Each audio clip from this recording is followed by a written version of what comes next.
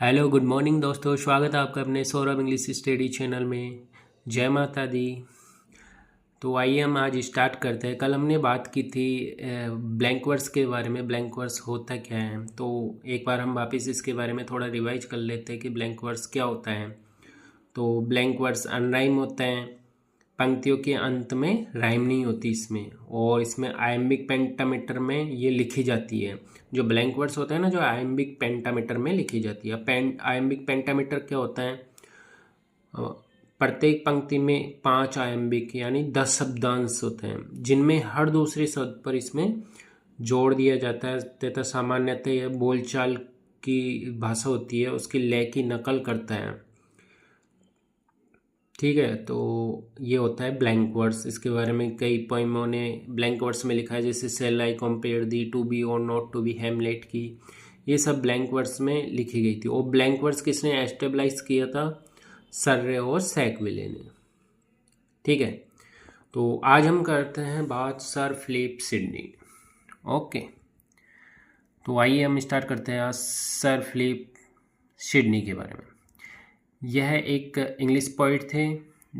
यह English poet, दरबारी, सैनिक और साहित्यिक आलोचक थे।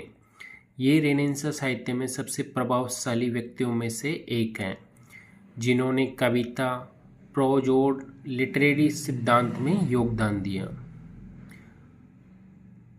इसके मेजर वर्क देख लेते हैं अब सर फिलिप सिडनी के। तो इसका मोस्ट फेमस वर्क था एक Astrophel and Stella, a sonnet sequence widely regarded as the first of its kind in English literature। यह अंग्रेजी साहित्य का पहला प्रमुख सोनेट अनुक्रम है। यह सीक्वेंस में है, अंग्रेजी साहित्य का पहला सीक्वेंस सोनेट है। ठीक है, this work explore theme of love, longing and the tension between personal desire and moral duty. यह कार्य व्यक्तिगत इच्छाओं और नैतिक कर्तव्य के बीच की लालसा और तनाव है। तो एस्टोफेल एंड स्टेला है, यह अंग्रेजी साहित्य का पहला प्रमुख सोनेट अनुक्रम है। यह कार्य व्यक्तिगत इच्छाओं और नैतिक कर्तव्य के बीच की लालसा और तनाव है।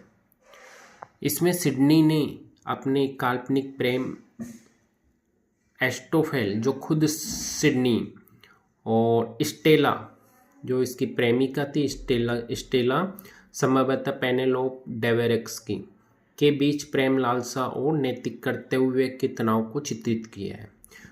तो इसने एक काल्पनिक प्रेम था, वो कल्पना ही करता है, जिसमें एस्ट्रोफेल एंड स्टेला नाम दिया, जिसमें एस्ट्रोफेल खुद फिलिप सिडनी है और स्टेला इसकी प्रेमिका का नाम है। तो इसमें इनने बात की इन दोनों के बीच प्रेम, लालसा और नैतिक कर्तव्य के बीच के तनाव को इसमें चित्रित किया है। अब सर फिलिप सिडनी की सेकंड पोएम थी the Countess of Pembroke Arcadia. Philip Sidney की second poem. This is a pastoral prose of romance poetry.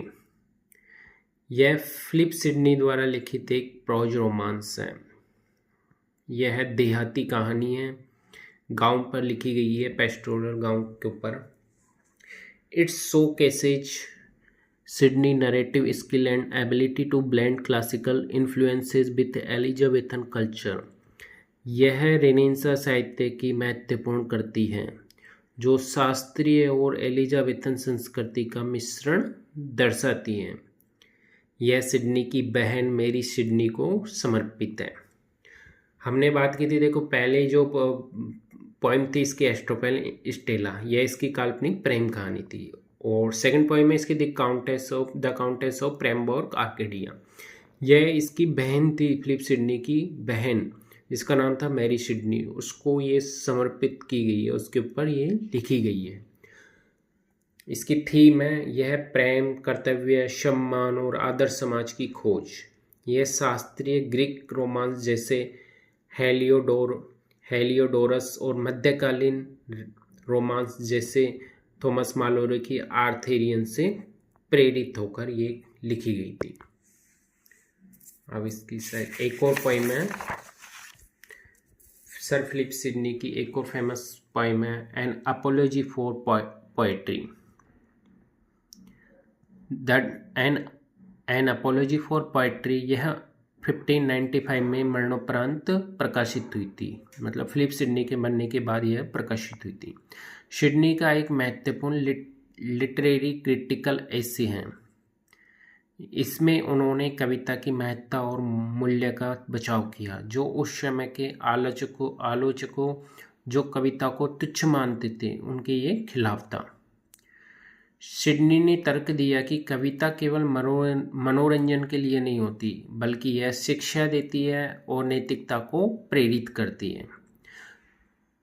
N apology for poetry, यह कविता है फिलिप सिडनी कहना है कि यह ओनली मनोरंजन के लिए नहीं है, बल्कि यह नैतिक शिक्षा भी देती है।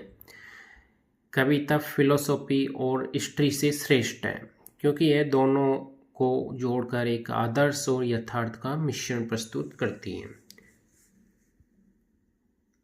कविता मानव को पुण्य की ओर ले जाती है और समाज को बेहतर बनाती है। ये फिलिप सिडनी के थॉट्स थे पोइम के बारे में। यह अंग्रेजी साहित्य का पहला प्रमुख सैद्धांतिक निबंध है जिसने कविता को एक गंभीर कला के रूप में प्रस्तुत किया है। इसने रेनेसां साहित्य में कविता की भूमिका को परिभाषित किया और बाद के साहित्यिक काल को आलोचकों जैसे ड्राइडन को प्रभावित किया है। ठीक है दोस्तों, ये फिलिप सिडनी की आज हमने बात की। इसकी 3 पोएम थी। सबसे फेमस पोएम थी इसकी कौन सी थी? सबसे पहली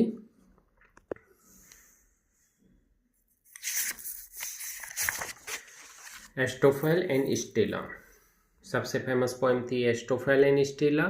यह किस पर बेस्ड थी? इसमें उन्होंने एक काल्पनिक प्रेम किया था। एस्टोफेल खुद था और स्टेला इसकी प्रेमिका का नाम था। सेकंड थी द काउंटेस ऑफ पेम्बोर कार्केडिया, ये इसकी बहन थी मैरी सिडनी, उस पर ये समर्पित थी। और थर्ड पोएम में ये एन अपॉलॉजी फॉर पोएट्री, इसमें उन्होंने कविता के बारे में जानकारी दी है कि कविता ओनली मनोरंजन के लिए नहीं होती, बल्कि ये नैतिक शिक्षा देती है। तो आज हमने बात कर ली सर फिलिप सिडनी की 3 फेमस जो पोएम थी। इन्हीं में से सब क्वेश्चन आता है, इसके अलावा बाहर से कुछ नहीं आएगा। इसकी थीम पूछ लेगा कि ये पोएम किस थीम पर बेस्ड है, इस पोएम में किसके बारे में बात की है सर फिलिप सिडनी ने, किसको समर्पित है। ऐसे इनमें से क्वेश्चन आते हैं, बाकी अलग कुछ नहीं आएगा। बाकी हम रेनेसां पीरियड कंप्लीट हो जाने के बाद हम इसके MCQ स्टार्ट करेंगे, जिनमें सब क्लियर हो जाएगा। तो ये थोड़े थोड़े नोट्स है, 5-7 मिनट की तो क्लास होती है, तो इन्हें रिवाइज कर लिया करो, जिससे कि सब डाउट क्लियर हो जाएंगे और आपके ऊपर स्ट्रेस भी नहीं होगा क्योंकि ज़्यादा मैं करवा भी नहीं रहा हूँ, थोड़े थोड़े ही है। ठीक है दोस्तों, वीडियो पसंद आए तो प्लीज़ लाइक, शेयर और सब्सक्राइब ज़रूर करना, और साथ में ही अपने दोस्तों को शेयर करना। ठीक है दोस्तों, मिलते हैं नेक्स्ट क्लास में। नेक्स्ट क्लास होगी एडमंड स्पेंसर की। ओके, मिलते हैं नेक्स्ट क्लास में। Thank you for watching. Thank you दोस्तों, बाय बाय।